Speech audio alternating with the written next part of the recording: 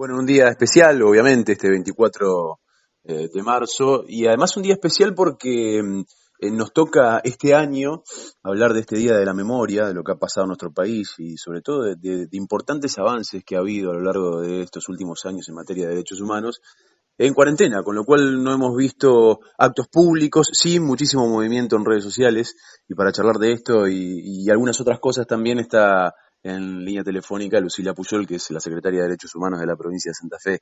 Lucila, ¿cómo te va? Juan Citroni te saluda. ¿Qué tal, Juan? Bueno, buenas tardes y sí, como bien decís, nos toca un 24 de marzo en un día muy especial en nuestro país y también en el mundo entero, ¿no? Estamos viviendo y atravesando una situación muy grave, una pandemia que nos obliga a todos y a todas a cuidarnos y a cuidar a los otros también. Ujú. Y bueno, y en ese marco llegamos a este día que normalmente, como bien decías, tenemos muchas actividades, no solamente la marcha y el acto público, que siempre es lo central, Mm. sino varios días previos hay homenaje y en distintas universidades, facultades, en escuelas, en los barrios, y bueno, eso también se vio interrumpido.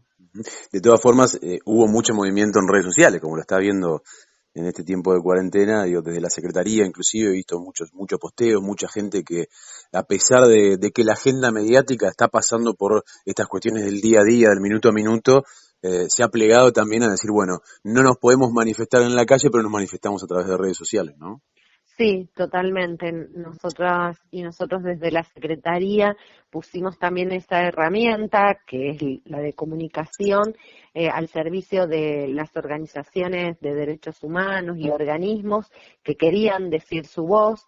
Entonces habrán visto que fuimos subiendo un montón de videos que los distintos organismos de la provincia hicieron con el lema no marchamos, pero nos seguimos movilizados y seguimos manifestándonos. Y entonces ahí era como poner la palabra de cada uno de ellos.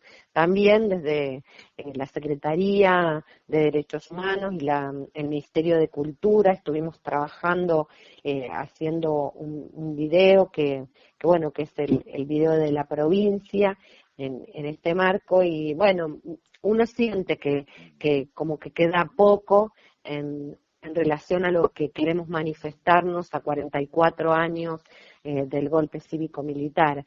Pero la verdad que es lo que podemos hacer y lo que debemos hacer también, ¿no?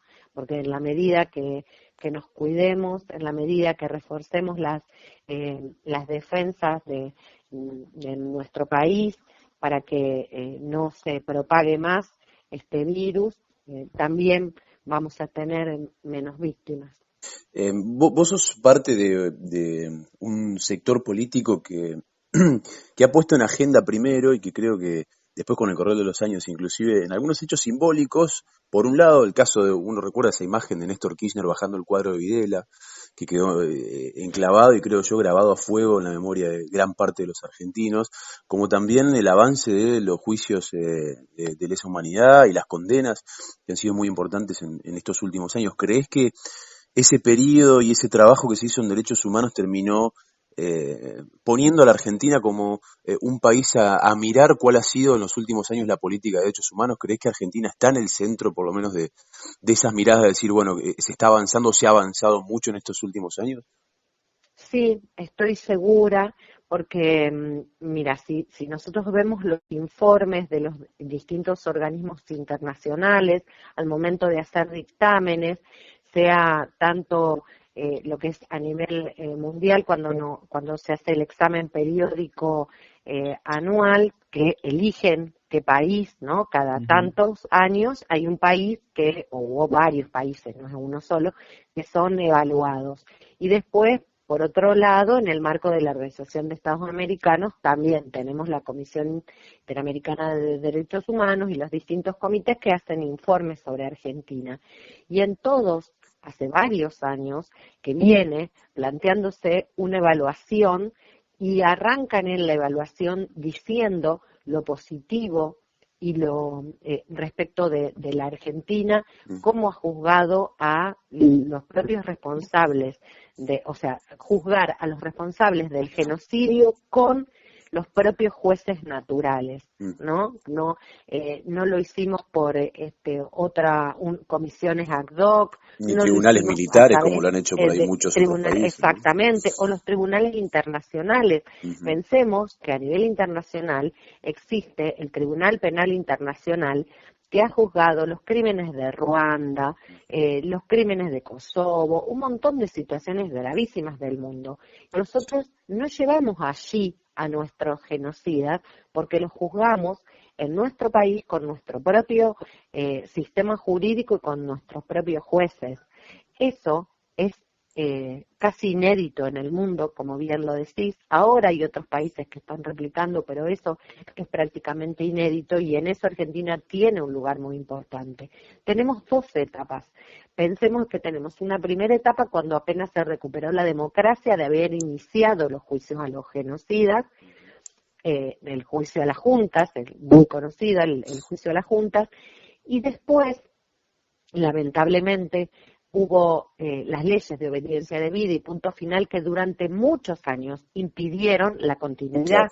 de eso que hubiera sido un proceso natural de unos años y que hubiera seguramente terminado en la mayoría de las condenas, pero hubiera terminado en el tiempo, hubiera tenido un plazo. Lo que sucedió es que al no haber eso, tantos años después retomamos los juicios y por eso es que ahora seguimos y aún están transitando, ¿no? Si se hubieran hecho y se hubieran terminado en ese momento, seguramente hoy, a 30 años, no estaríamos haciendo los juicios. Ujú. Inclusive con un enorme contraste en lo que fueron todas las dictaduras sudamericanas y latinoamericanas, y el caso de Chile, el caso de Uruguay, de Argentina termina, como bien vos decías, contrastando, inclusive, sobre todo con la herramienta de la política, muchos años después, esta situación con otros países de Latinoamérica y de Sudamérica.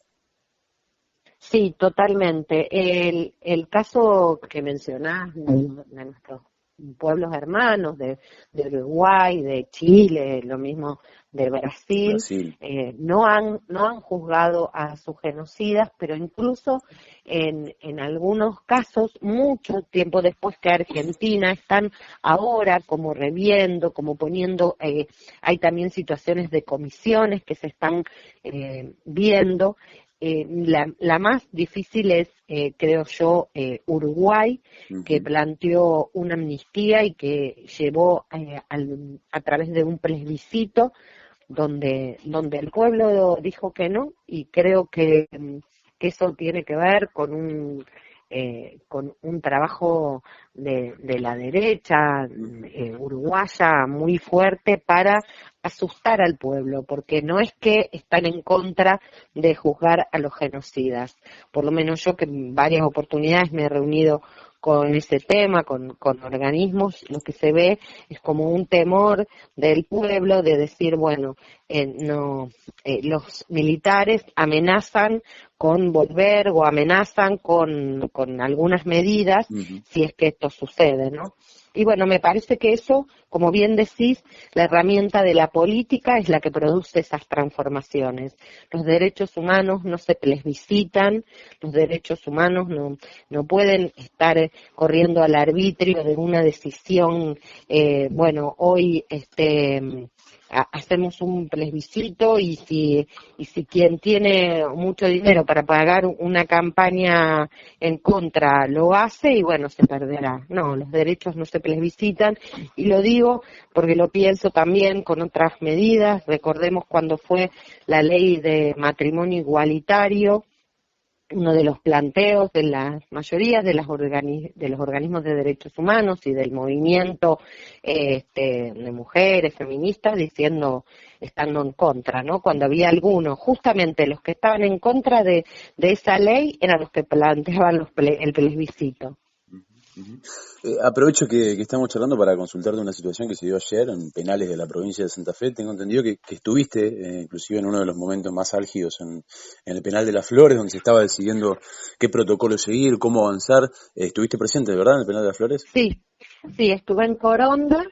primero, pero Cuando llegué ya estaba, la verdad, ya se había podido negociar, se había Ujú. conversado, así que ya estaba controlado, así que de ahí nos fuimos, fui con Soledad Sánchez Yaney, que es la directora de Derechos y Litigio Estratégico de nuestra Secretaría, y estuvimos en Las Flores hasta las 2 de la mañana, intentando en varias oportunidades poder conversar, poder escuchar cuáles eran los reclamos y entonces a ver si podíamos estar acordando algunos puntos, incluso de lo que no se pudiera, poder sincerarlo, pero lamentablemente eso no pudimos hacerlo, tienen una en realidad creo que es muy complicada dentro de la cárcel, hay distintos pabellones con situaciones diferentes de los internos y si bien algunos tienen delegados, no todos los internos responden al planteo de los delegados. Ahora mismo me estoy yendo nuevamente para la cárcel para conversar con familiares y también porque desde el director del servicio penitenciario y el secretario, ustedes saben que estamos en el mismo ministerio, en el Ministerio de Gobierno, Justicia, Derechos Humanos y Diversidad, estamos juntos, y entonces también ellos mismos me están convocando para que pueda ver si ya tienen comida, si ya tienen el agua, si se va mejorando a partir de lo que sucedió la situación y además estamos conversando para ver de acá en adelante eh, a partir de los planteos que tienen, cómo podemos colaborar. Seguramente saben que uno de los planteos más fuertes tienen que ver con que quieren seguridad y entonces quieren que el personal que los atienda esté con guantes, con barbijos, pero también, y acá tenemos una dificultad, tiene que ver con el ingreso de mercadería. Siempre las familias les llevaba cosas y ahora no están pudiendo circular por el aislamiento general, ¿no? Que digamos que para toda la población. Entonces, bueno, seguramente en estos próximos días podremos abordar esas situaciones para ayudarlos, entendiendo que no es para justificar ni mucho menos lo que hicieron en el motín, al tomar las cárceles, pero también tenemos que entender la situación en la que están, ¿no? Si a todos nos cuesta un montón el aislamiento, ustedes imagínense que además del aislamiento, los internos no están pudiendo tener ni talleres, ni el acompañamiento en educación, ni visitas de los familiares, ni salidas transitorias los que ya tenían, ni el ingreso de paquetes con cosas que les llevan la familia. Entonces estamos en una situación difícil desde nuestro ministerio. Ayer hicimos todo lo posible y se les dio tiempo y se alargó lo más que se pudo para no tener que ingresar en una situación de represión, pero lo cierto es que en un momento tuvimos conocimiento de que había, bueno, de que entre ellos se habían agredido y que había fallecidos. Entonces eso creo que es lo que determinó finalmente que el gobernador decidiera esta medida. Claro, claro. Lucila, muchísimas gracias por esta charla. No, gracias a ustedes. Buenas tardes.